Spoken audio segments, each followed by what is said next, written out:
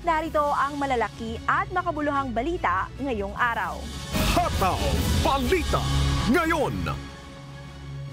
May good news po para sa mga motorista dahil magkakaroon po ng rollback sa presyo ng mga produktong petrolyo ang mga kumpanya ng langis bukas araw ng Martes, August 6. Pati po sa inisyal na pagtaya ng mga oil company, maaaring bumaba ng 20 sentimos hanggang 40 sentimos ang presyo ng kada litro ng diesel. Magkakaroon din ng tapya sa presyo na 10 sentimos hanggang 30 sentimos sa presyo naman ng kada litro ng gasolina. Posible rin ang rollback na piso at 40 sentimos hanggang 60 sentimos ang kada litro ng kerosene. Mamaya po iaanunsyo ng mga kumpanya ng langis ang final price adjustment na ipatutupad nila bukas. Hataw Balita ngayon. Uumpisahan na ng Kamara ang pagtalakay sa nilalaman ng 2025 proposed national budget na nagkakahalaga ng 6.352 trillion pesos na magiging batayan ng General Appropriations Bill sa susunod na taon. Tatalakayin sa deliberasyon ang pagkukunan ng pondo, antas ng paggastos at budget proposals ng mga kagawaran, ahensya at government corporations para sa taong 2025. Ayon naman kay DBM Secretary Amena Pangandaman, nakahanda silang depensahan ang naturang panukalang pondo. We are all ready to defend our budget in Congress, both in House of Representatives and the Senate in the coming weeks. And sinabi rin po ng Pangulo na ginawa po namin to meticulously at walang tulog po namin to ginawa para po matugunan at maging responsive ang ating budget sa pangangailangan po ng ating taong bayan. Hataw Balita ngayon. Nilagdaan na ni Pangulong Ferdinand Marcos Jr. ang kautusan na magtataas sa sweldo ng mga kawani ng gobyerno. Sa pamamagitan ng Executive Order No. 64, magkakaroon ng dagdag sweldo ang mga civilian government personnel sa executive, legislative at judicial branches, constitutional commissions at constitutional offices. Kasama rin sa makakaramdam ng dagdag sweldo ang mga government-owned or controlled corporations o GOCC na hindi sakop ng RA 10149 o ng GOCC Governance Act of 2011 at ng EO number 150. Gayun din ang mga nasa lokal na pamahalaan o mga LGU. Ang updated salary schedule ay patutupad sa 4 na tranche na magmumula ngayong taon at tatagal hanggang sa 2027. Ang Executive Order No. 64 ay agad na ipatutupad matapos mailathala sa Official Gazette o sa mga pampublikong pahayagan sa bansa. Hataw Balita ngayon. Tiniyak ni Philippine National Police spokesperson Colonel Jean Fajardo na nasa Pilipinas pa si suspended Bamban-Tarlac Mayor Alice Go. Nitong linggo, August 4, sinabi ni Fajardo na base sa ulat na inilabas ng Bureau of Immigration, walang indikasyon na nakalabas ng bansa, si Go at mga kasamahan nito. Sinampahan ng arrest order ng Senado si Go matapos nitong paulit-ulit na lumiban sa mga pagdinig ng mataas na kapulungan ng Kongreso patungkol sa ni-raid na Pogo Hub sa Bamban-Tarlac noong March 13, 2024. Bukod sa pagkakasangkot sa illegal Pogo sa bansa, kinukwestiyon din ng Senado ang tunay na pagkatao ni Mayor Alice Go. Hataw Balita ngayon. Nasa Pilipinas ang barkong pandigma ng Royal Canadian Navy para sa 5 araw na goodwill visit nito bilang bahagi ng Operation Horizon na layong isulong ang kapayapaan sa Indo-Pacific region. Ang His Majesty's Canadian Ship Montreal ay dumaong sa Manila South Harbor noong Biyernes, August 2 matapos dumaan sa Taiwan Strait na nauna nang inalmahan ng China. Ayon kay Canadian Ambassador to the Philippines David Hartman, ang hakbang na ito ay paraan din para mapatatag ang ugnayan ng Pilipinas at Canada. Bukod dito, binigyang diin ni Hartman ang kahalagahan ng pagsunod sa rules-based international order, gayon din ang malayang paglalayag sa karagatan. Hataw Balita ngayon. Nakatakdang magsagawa ng Unity Walk ngayong Lunes, August 5 ang nasa 5 hanggang 10,000 driver at operator para magpahayag ng pagkadismaya sa Senate Resolution na nais-suspendihin ang implementasyon ng PUV Modernization Program. Magmamarcha ang mga transport group na pabor sa PUVMP ng alas 6 ng umaga mula Mabuhay Welcome Rotonda sa Quezon City hanggang makarating sa Malacanang. Bukod sa Unity Walk, magsasagawa rin ang mga ito ng simultaneous strikes sa iba't ibang bahagi ng bansa, gaya sa Cagayan de Oro at sa Cebu. Matatandaang 22 sa 23 na senador ang pumirma sa resolusyong naglalayong pansamantalang suspendihin ang pagpapatupad ng PUVMP.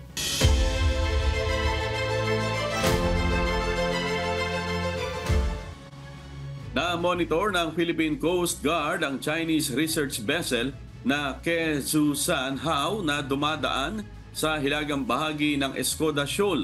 Ayon sa PCG, pinabantayan na ng BRP Teresa Magbanwa ang Chinese vessel matapos dumaan sa likuran ng barko ng bansa sa layong 5.5 nautical miles. Dagdag pa ng ahensya, base sa kanilang monitoring, ito ay dumaan na rin sa iba't ibang bahagi ng pinag-aagawang teritoryo, kabilang ng Ayungin Shoal, Raha Soliman Shoal, Ulig Shoal, Hasa-Hasa Shoal, Abad Santos Shoal hanggang sa makarating sa Escoda Shoal.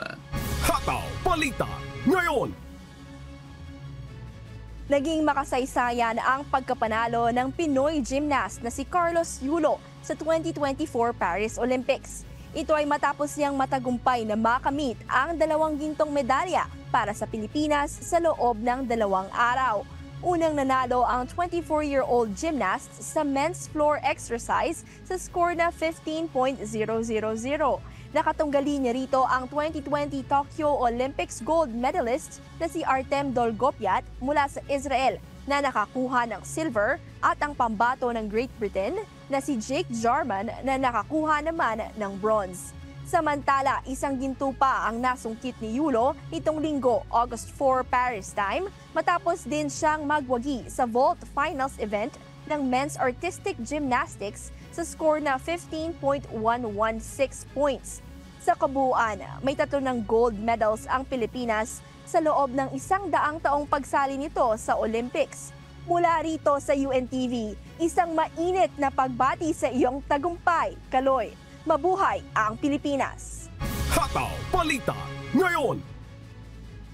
Pasok na sa pole vault finals ng 2024 Paris Olympics ang world number 2 at Filipino pole vaulter na si EJ Obiana sa August 6.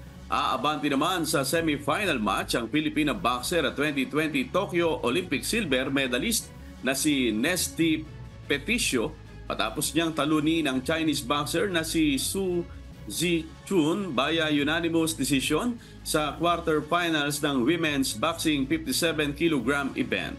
Dahil dito magkakaroon muli ng pagkakataon si Peticio na makuha ng silver medal para sa bansa sa kanyang laban sa August 8. Gaya ni Peticio, siguradong may bronze medal na rin ang 50 kg division Filipina boxer na si Ira Villegas. Panalo si Villegas via split decision sa katunggaling si Wasila Kadiri ng France.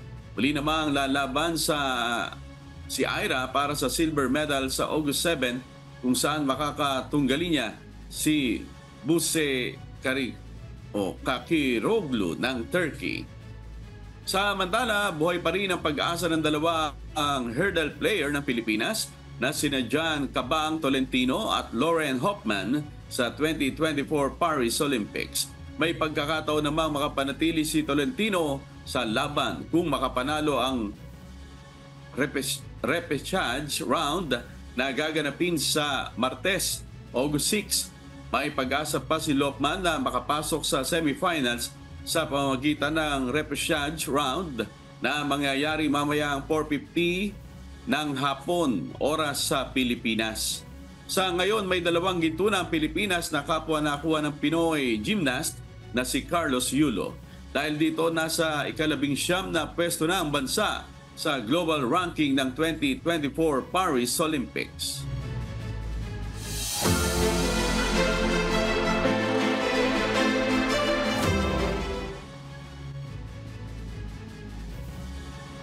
Nagtulong-tulong sa paggawa ng improvised oil spill boom ang iba't ibang lokal na pamahalaan, mangingisda at non-government organizations sa Cavite na siyang magagamit na pansala sa kumalat na langis sa lalawigan.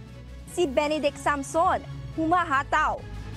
Hataw Balita ngayon. Hindi pa gaanong ramdam ang pagkalat ng langis sa mga coastal area sa Cavite. Ngunit ilan sa mga inanod na water hyacinth at basura ay nakitaan ng bakas ng langis na inilalang ng galing sa lumubog na MTKR Terra Nova. Kaya upang maiwasan at makatulong sa pagpigil ng pagkalat nito, iba't ibang lokal na pamahalaan, mangingisda at non-government organization na nagtulong-tulong sa paggawa ng improvised oil spill boom. Gamit ang mga plastic bottle, bunot ng niyog, tela at net, sama-sama itong ginawa upang siya namang ilatag sa mga baybayin sa Cavite.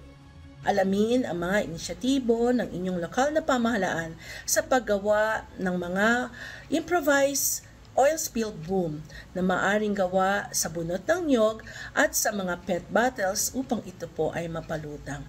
Inaasahan po namin ang inyong pakikiisa. Sakali namang lumala ang sitwasyon, nakahanda na rin ang mga absorbent pad na ilalatag sa karagatan.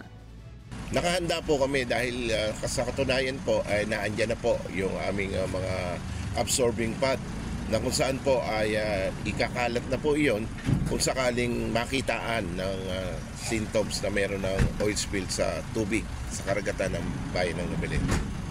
Samantala, nasa 52 tauhan naman ng Coast Guard District Southern Tagalog ang nakapagtapos sa 2 araw na oil spill response training noong August 2. Dito, inihahanda ang mga tauhan ng PCG sa mabilis na oil spill response, effective manage at pag-aanin ng epekto ng oil spill upang mapangalagaan ang marine environment at coastal communities.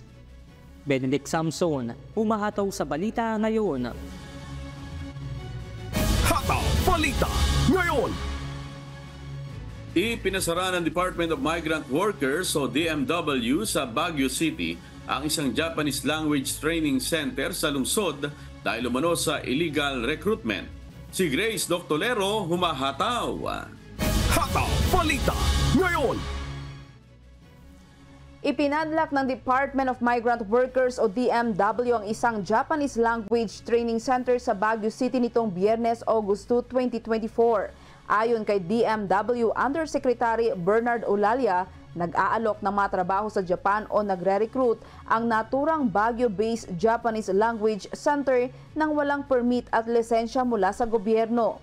Sina DMW Undersecretary Bernard Olalia at Assistant Secretary Francis Ron de Guzman kasama ang Migrant Workers Protection Bureau ng DMW sa koordinasyon ng Baguio City Police ang nanguna na nagpadlak sa opisina ng Institute of Building Foreign Language Incorporated na matatagpuan sa number 11 M. Ponce Street, First Road, Quezon Hill proper, Baguio City. Atin na itong Japanese Language Training Center na ito, bagamat may mayor's permit, bagamat may TESDA accreditation, wala po itong lisensya galing sa Department of Migrant Workers para mag-recruit, mag-hire at mag-deploy ng mga workers natin patungo ng Japan. Isinagawa ang surveillance operations ng MWPB sa nasabing establishmento matapos na matuklasan na iligal itong nagre-recruit ng kanilang Japanese language graduates bilang magsasaka, caregivers, factory workers at food processing workers sa Japan na may sahod na umaabot ng 80,000 pesos hanggang 100,000 pesos. Marami na po siyang naipadala at ang aming pong balita, may tie-up ito na isang lisensyadong recruitment agency sa Maynila at yun po ay ating paiimbestigahan dahil nga sa reklamo, no? Naniningil ang tinatawag na training fee ang itong language training center na ito na binayaran naman ng napakalaking halaga. Ang pagsasara ng operasyon ng IBFL ay nag-ugat mula sa reklamo na inihain ng isang job applicant na humingi ng tulong sa MWPB. Sinabi umano ng aplikante na graduate ng IBFL na nagre-recruit ng manggagawa sa Japan at nagbayad ng mahigit 57,000 upang masaklaw ang kanyang plane ticket, service fee at visa processing. Nagpahayag naman ng buong suporta si Baguio City Mayor Benjamin Magalong sa paglaban sa illegal recruitment at agarang iniutos ang kanselasyon ng business permit at lisensya ng IBFL. Nag-training sila pero hindi naman sila nakaalis o hindi pa sila nakakaalis. So parang ang modus yata ay mag-training kayo sa amin. Pag dito kayo nag-enroll, sure yun na may trabaho kayo sa Japan. Yun yung pinagbabawal natin kasi wala nga naman silang lisensya. So dahil hindi mapaalis itong mga ito, nag-complain na sila. So hinahanap pa rin natin yung iba pa kasi ito lang yung lumutang pa sa ngayon. Ito na ang ika-12 establishmentong ipinasara ng DMW sa buong Pilipinas dahil sa illegal recruitment. Sa ginawang pagsasara, ang IBFL officers at empleyado ay kasama sa DMW's list of persons and establishment with derogatory record upang maiwasan nila ang paglahok sa overseas recruitment program ng gobyerno. Magsasampa rin ang DMW ng kaso na syndicate illegal recruitment laban sa mga opisyal at empleyado ng training center. Hinikayat din ng DMW ang iba pang aplikante na naging biktima ng IBFL illegal activities na tumawag sa MWPB para sa pagsasampa ng kaso sa kanilang Facebook page. Grace Doctolero, humahataw sa balita ngayon. Hataw Balita Ngayon. Umabot na sa 18 ang bilang ng mga barangay na apektado ng African Swine Fever o ASF sa bayan ng San Jose Occidental, Mindoro. Isa sa may-ari ng pinakamalaking farm sa San Jose Occidental, Mindoro, tinamaan na rin ng ASF. Mahigit 11,000 baboy na tinamaan ng sakit ang isinailalim sa depopulation. Si Christian Lopez, humahataw. Hataw Balita Ngayon. Isa si Mang Alfredo Ocampo na may-ari ng pinakamalaking farm ng baboy sa Barangay Batasan sa bayan ng San Jose Occidental, Mindoro. Aabot sa mahigit 700 baboy ang alaga nito. Sa kabila ng kanyang pag-iingat sa mahigit 700 baboy na alaga nito, nakapasok pa rin ang virus. 32 years in industry. First time.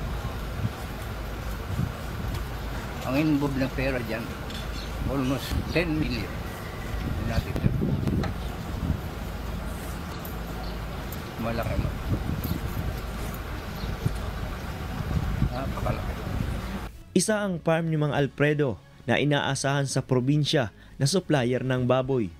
Kami sa grupo sa Occidental Mindoro, Hog Racer, Agriculture Cooperative. So ako na lang ang inaasahan ng grupo na makasurvive para mayroon tayong pagsimulan muli. So, wala rin. Humihingi kami ng tulong dito sa industriya. Isa ngayon ang Barangay Batasan sa nagsasagawa ng depopulation. Ito'y matapos tamaan ng sakit ang kanilang mga alagang baboy. Batay sa datos ng Municipal Agriculture Office, umabot na sa 11,613 ang namatay na baboy sa bayan ng San Jose. Umabot naman sa 239 ang nadepopulate, habang umabot naman sa 1,700 at 4 na baboy ang kusang namatay. Sa tala ng Municipal Agriculture Office, umabot na sa 18 barangay na apektado ng ASF. Samantala, kinumpiska ng ASF Surveillance and Monitoring Team LGU San Jose ang karning baboy sa isang eatery sa Barangay Sentral matapos walang maipakitang resibo ang may-ari nito. Patuloy naman pala sa publiko ng local government na makiisa sa pamahalaan para masugpo ang sakit. Diyos ang aming sandigan, serbisyo publiko ang aming pinahahalagahan. Christian Lopez, humahataw sa balita ngayon.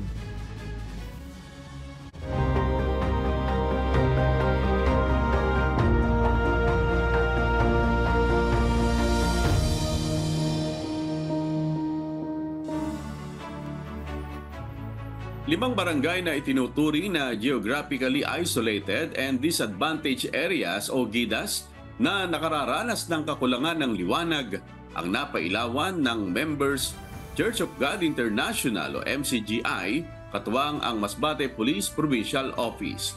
Bulubundukin, malalayo at baku-bakung daan ang kailangang suungin bago marating ang mga liblib na barangay. Si Jerry Galicia, humahataw.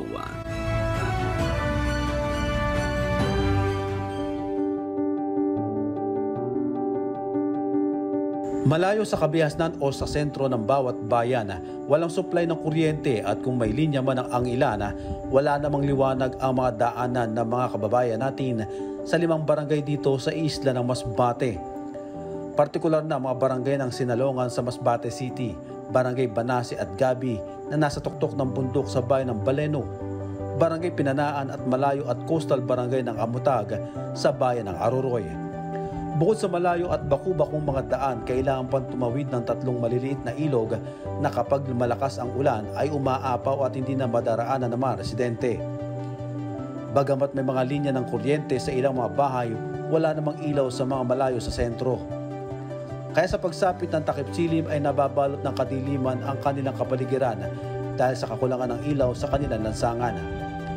May ilang residente na nahuhulog sa isang tulay na tinatawiran ng mga residente sa nasabing barangay. Matagal na po talagang pinapangarap ng mga taga rito na magkaroon po ng ilaw kasi nga po yung sitio po na ito ay isa po sa mga hirap sa signal, lalo po maraming mga kabahayan roon. Marami pong mga kabataan na lalo na po yung mga mag-aaral na tumatawid pa po ng tulay na ito para lang po makasagap ng signal. Halos nalalaglag po sila dyan para lang po pumunta para makakuha ng signal. Ilang beses na rin po may mga batang nalaglag dito kasi gabi nga po hirap sa pagdaan kasi nga po madilim at walang signal. Ito yung tulay na gawa sa hinating puno ng niyoga. Dito tumutulay yung mga o dumadaan yung mga residente, gayon din yung mga estudyante na ayon sa mga residente dito ay mga nalalaglag o nahuhulog dito sa tulay na to kapag dumadaan pag madilim ang gabi. At meron ding mga nasusugatan o nai-injured dahil nga sa pagtawid nila dito ay hindi nila maaninag yung kanilang mga dinadaanan. Takot at pangamba naman ang nararamdaman ng 49 anyos na si Mang Herman Reno sa tuwing sumasapit ang dilim dahil sa mga nakamotorsiklo na bigla na lamang humihinto sa tapat ng kanilang bahay. May mga ilang naitalang aksidente na rin na nabangga ng mga motorsiklo dahil hindi kabisado ang maliit na daanan.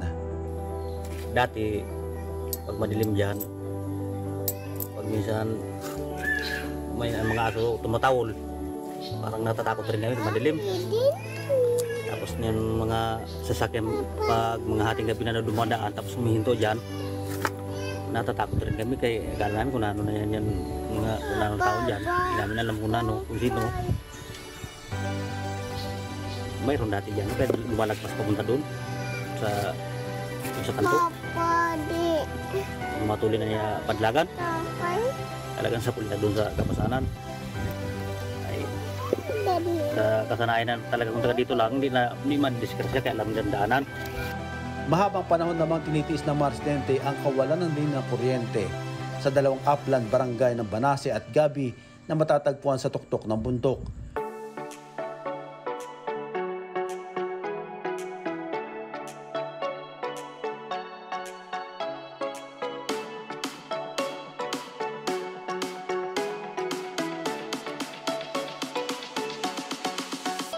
Bilang tugon sa kanilang hiling, naisagawa na noong nakarang linggo ang ceremonial lighting sa 50 solar lamp na naitayo ng MCGI sa lugar.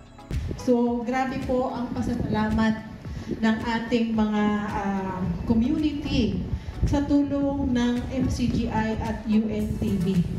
So talagang partners talaga siya ng ating kapulisan sa pagmamalasakit sa ating komunidad. So itong MCGI natin, dapat ay minamahal natin. Kasi sila ang laging natatawagan natin kung tayo ay may kailangan.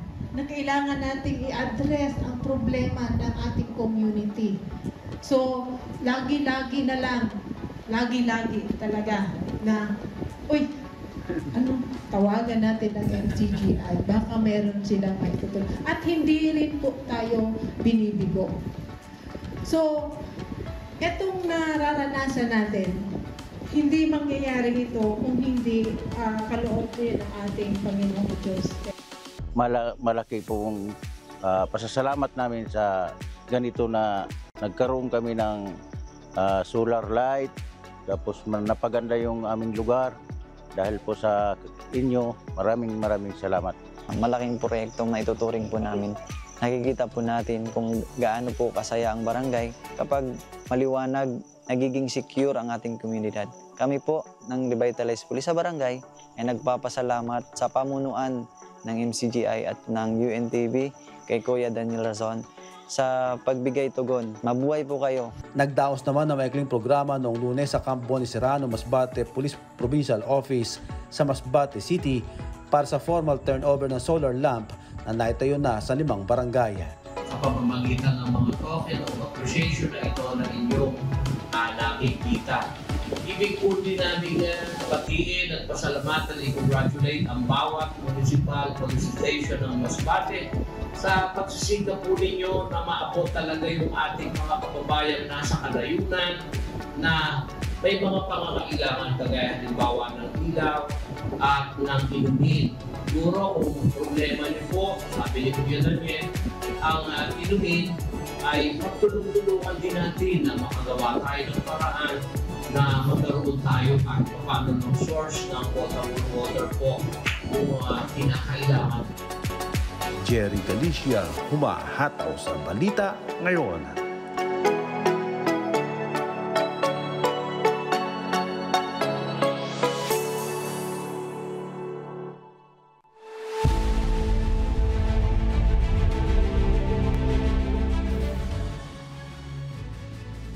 Patuloy na sinalungat ni former President Donald Trump ang petsa at lugar ng presidential debates na iminungkahi ng katunggali nitong si United States Vice President Kamala Harris. Tapatan ng 2 presidentiables bago ang halalan sa Nobyembre, posibleng hindi maisakatuparan dahil sa pag-iwas ng isa. Mula sa Edmonton, Canada, may umahataw na balita si Jeffrey Reyes, live. Hataw Balita ngayon. Hello Jeffrey, kailan ba ang takdang harapan ng 2 presidentiables?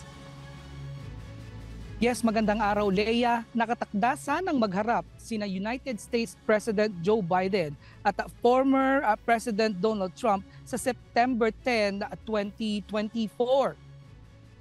Ngunit hindi ito naisakatuparan dahil sa pag-atras ni Biden sa re-election bid nito at pagpalit ni Vice President Kamala Harris sa kanya bilang bagong Democratic nominee. Sa pagkakataon na ito, itinulak naman ngayon ng Harris campaign na ituloy ang una ng nakatakdang debate sa pagitan sana ni Biden at Trump. Gayunmay hindi pumayag si former President Donald Trump sa ipaninukalang petsa at lugar. Depensa nito na ang naturang kasunduan ay tatapos na dahil sa pag-atras ni President Biden at sa halip ay iminungkahi nito na ilipat na lamang sa September 4, 2024 at sa ibang platform. Inakusahan naman ng kampo ni Harris na takot lamang itong humarap kay Harris kung kaya todo tanggi ito sa panukalang petsa at kanilang debate. Samantala, Leia, patuloy naman ang negosasyon ng mga networks sa 2 partido para sa panibagong petsa ng debate. Balik sa iyo, Leia. Jeffrey, gaano ba kahalaga ang US presidential debates? Mahalaga pa rin ang presidential debate dahil sa pamamagitan nito ay maipapakita ng kandidato ang kanilang plataporma, paninindigan sa mga issue at maipahayag ang kanilang mga pananaw para sa bansa na magiging basihan ng mga ilang botante para pumili ng nararapat na lumuklok sa pwesto. Sa nakalipas na ilang dekada, Leia, ang mga debate sa pagitan ng mga kandidato sa pagkapangulo ay nagbunga ng mga di malilimutang sandali, mga sandali na nagpatibay, nagpabago at nagtapos ng mga kampanya. Yeah. Alright, salamat Jeffrey Reyes mula sa Edmonton, Canada. Balita Ngayon. Bilang paghahanda para sa Southeast Asia Video o Festival para sa mga bata, nagdaos kamakailan ng Malaysia ng isang espesyal na video workshop para sa mga bata bilang paghahanda sa Southeast Asia Video Festival for Children. Ito ang humahataw na balita ni Joselito Liquido. Hataw Balita Ngayon. Bilang paghahanda sa 4th Southeast Asia Video Festival for Children or CVFC, idinaos ang isang video workshop para sa mga bata sa Complex Studio Merdeka Finas sa Kuala Lumpur, Malaysia sa pakikipagtulungan ng Anak TV. Isinagawa ng workshop na ihanda ang mga batang kalahok para sa video festival na gaganapin sa Malaysia mula November 21 to 23, 2024. Layunin ng nalalapit na video festival na palakasin ang pagkakaisa at pagtutulungan sa mga kabataan sa Southeast Asia. Inaasahang mabibigyang halaga ang pagmamalaki sa kultura, matibay na ugnayan ng pamilya at mga common values sa iba't ibang komunidad sa rehiyon. Ayon kay Elvira Yap Go, founder at convener ng CVFC at Anak TV President, ang pangunahing layunin ng video festival ay tipunin ang mga kabataan ng Southeast Asia at gawing mas mabuting mamamayan ng kanilang mga bansa sa kanilang paglaki. Bukod dito, nagpapasalamat din ang Anak TV President sa patuloy na suporta na ibinigay ng UNTV. Ang primary purpose namin is really to gather all the ASEAN children na magkasama, magkakilala. Kasi ang daming magagandang tradition, dito sa ASEAN na magkapareho. Kahit ikaw ay Muslim, Catholic, Buddhist, we have so much in common. So, itong mga 17 years old below, ito ang pwede pa natin, hubugin to what we want them to become a better citizen of each country. Nagbibigay ang festival ng isang natatanging plataporma para sa mga bata upang maipakita ang kanilang kakayahan sa paglikha ng contents, pagbabahagi ng kanilang mga pananaw at cultural sharing. Binigyang diin ni Datuk Mayidin Mustaqim, tagapangasiwang direktor ng CVFC sa Malaysia, ang mahalagang pagkakataon na hatid ng festival para sa mga batang Malaysian. Create an awareness and to teach the younger crowd or the younger students and whatnot to understand the role, the process of producing a video film. Yeah, I think this is a golden opportunity for Malaysian students aged 10 to 17 to understand how to produce a video film. Ayon naman kay Nico Hernandez, isang Filipino film director at isa sa mga tagapagsalita sa video workshop, isang napakahalagang empowerment tool para sa mga bata ang matuto magkwento sa pamamagitan ng filmmaking. Well, ang Southeast Asia Video Festival for Children ay nag-iikot sa Southeast Asia. Para ang goal natin is ma-empower natin yung mga kabataan na kaya nilang magkwento ng mga karanasan nila. Then ginagamit natin yung language ng filmmaking para maikwento nila kung ano man yung mga pinagdadaanan nila ngayon as children. So maraming mga topics kaming na-discover along the way as we travel sa Southeast Asia. And dito naman sa Malaysia, excited kami na marinig yung mga kwento na yun.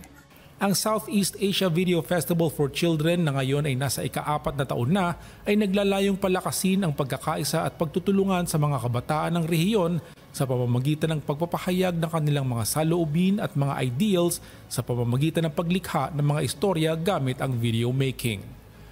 Joselito Liquido, humahataw sa balita ngayon.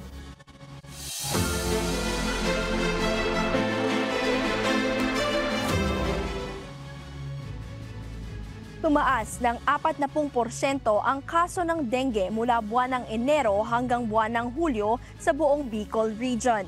Dahil dito, hinihimok ng Department of Health o DOH Bicol ang publiko na sundin ang mga panuntunan ng kagawaran upang maiwasan ang paglobo ng kaso sa Kabikulan. Mula sa Sorsogon City, si Jerry Galicia, humahataw live. Hataw Balita ngayon. Magandang umaga, Jerry. Ilang kaso na ba ng dengue dyan sa Bicol ang may mga naitala na nasawi dahil sa naturang sakit? Yes, Ella, batay sa Leia sa tala ng Department of Health o DOH Bicol, umaabot na nga sa mahigit 700 ang kaso ng dengue sa 6 na probinsya dito sa Kabikulan. 7 nga rito ang natatalang nasawi na dahil sa naturang sakit. Tumaas na nga halos 40% ang kaso ng dengue sa Bicol Region kumpara noong nakaraang taon. Sa taya ng DOH Bicol, may 512 na kaso ng dengue na nakaraang taong 2023 kumpara ngayon na umabot na sa 715 mula yan ang buong buwan ng Enero hanggang Hulyo. Pinakamarami na italang kaso sa lalawigan ng Camarines Sur na umabot na sa 248 na kaso. 170 na kaso naman sa Camarines Norte, 121 sa Catanduanes, 67 sa Albay, 62 dito sa Sorsogon, 43 sa Masbate at may iba pa na 4 na kaso. Nananawagan ng DOH Bicol sa stakeholders maging sa local government units o LGU na mas paigtingin pa pakikipag-ugnayan sa komunidad sa pakikibahagi sa kanilang dengue prevention and control program. Inaabisuhan ng publiko na gawin ang 4S strategy ng kagawaran. Una, suyurin at sirain ang mga pinamumugaran ng lamok. Ikalawa, sarili ay protektahan laban sa lamok. Ikatlo, sumangguni agad sa paggamutan kapag may sintomas ng dengue. At ikaapat na sumuporta sa fogging o spraying kapag may banta na ng outbreak. Ilan sa tinitingnan ng kagawaran na posibleng dahilan ng pinagmulan ng mga kaso ang paglaganap ng breeding sites ng dengue-carrying mosquitoes dahil sa nakaraang walang humpay na pag-ulan ang nararanasan dito sa rehiyon. Inang balita, balik sa iyo, Lea. Salamat, Jerry Galicia mula sa Sorsogon City. Hataw Balita ngayon. Iniimbestigahan na ng Department of Justice ang umano'y pagkakasangkot ng lumubog na oil tanker na MTKR Terra Nova sa Paihi Sistema. Samantala, inatasan naman ng Department of the Interior and Local Government ang Philippine Coast Guard na masuri ang sailing policy para sa ligtas na paglalayag ng mga barko. Si Benedict Samson humahataw. Hataw Balita ngayon. Malaking perwisyo sa kalikasan, kalusugan at hanap buhay ng mga mangingisda kung ituring ng Department of the Interior and Local Government o DILG ang paglubog ng mga motor tanker na MTKR Terra Nova sa Limay, Bataan noong July 25 at MTKR Jason Bradley sa Maribeles, Bataan noong July 27 at ang pagkakasadsad ng MV Mirona 1 sa Maribeles pa rin noong namang July 23. Tinatayang nasa 1 bilyong piso na ang halaga ng pinsala ng oil spill sa Cavite. Sa isang pahayag, sinabi ng Department of Justice na iniimbestigahan na rin nila ang umano'y pagkakasangkot ng MTKR Terra Nova sa Paihi System, bagay na sinang-ayunan naman ng DILG. Ngayon, yung sinasabing paihi, ano ba yung paihi o patulo, no? May ganyang word.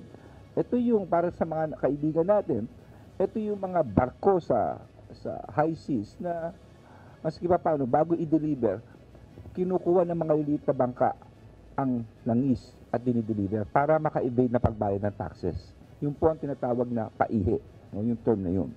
Basta ako naniniwala lahat ng anggulo, check-in. Number 1. Kung talagang merong ganong suspect, check-in kaagad yan. Handa naman ang Philippine Coast Guard na makipagtulungan sa iba't ibang ahensya ng pamahalaan para sa isasagawang investigasyon. We assure everybody that full investigation will proceed after the oil has been cleared from the site.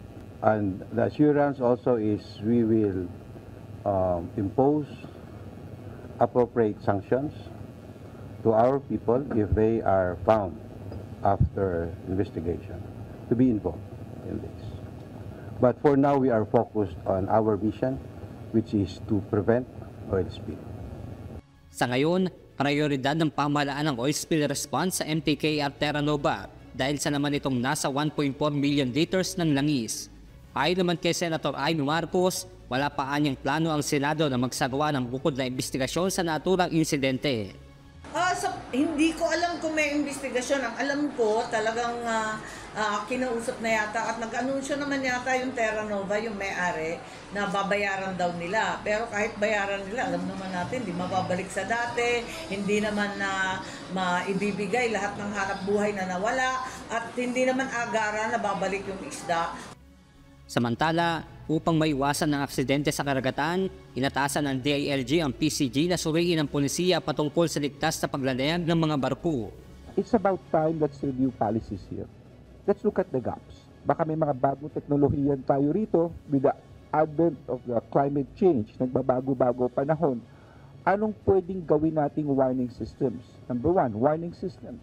Number 2, tignan natin yung mga procedure, yung paglalayag ng barko.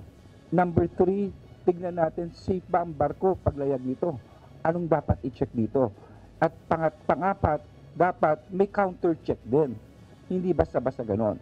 Sa mga aerial surveillance na isinagawa ng PCG, manipis na oil spill lamang ang kanilang nakita sa Manila Bay. Ngunit habang patuloy ang oil spill response ng pamahalaan, nananawagan naman ang Bureau of Fisheries and Aquatic Resources na iwasan muna ang pagkain ng isda. Patuloy din nila ang BIPAR sa water sampling sa nasa 62 station sa Region 3, Metro Manila at Calabarzon Region. To avoid any lason, may toxin na ma-ingest yung ating general public. Lalo na yung oil and grease, meron silang, I believe it's more than a week. I think ang study niya. Lalo na yung sa oil spill. So hindi siya ganon ura-urada ang result. May third-party laboratory kasi ang may testing. Benedict Samson, humahataw sa balita ngayon.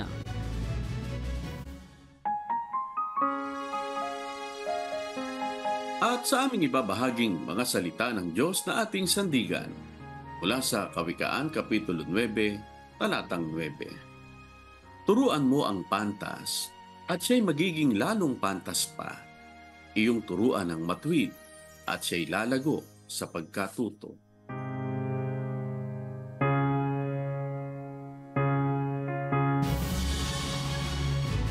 At yan po ang mga humahataw na balita ngayong umaga ng Lunes, 5 sa buwan ng Agosto 2024. Sa ngalan po ng lahat ng bumubuo ng UNTV News and Rescue, UNTV Radyo La Verdad 1350 at ng ating mga correspondent mula Luzon, Visayas at Mindanao. Mula po rito sa Pilipinas, ako po ang inyong amigo Shervin Kulubong. At yan po ang mga humahataw na balita sa iba't ibang panig ng mundo ngayong Monday morning, August 5, 2024. Mula dito sa Maine, USA, ako si Lea Salar. At dito sa UNTV at UNTV Radyo La Verdad 1350, Diyos ang aming sandigan, serbisyo publiko ang aming pinahahalagahan. Susunod na po ang Good Morning Kuya. Salamat po sa Diyos at magandang umaga.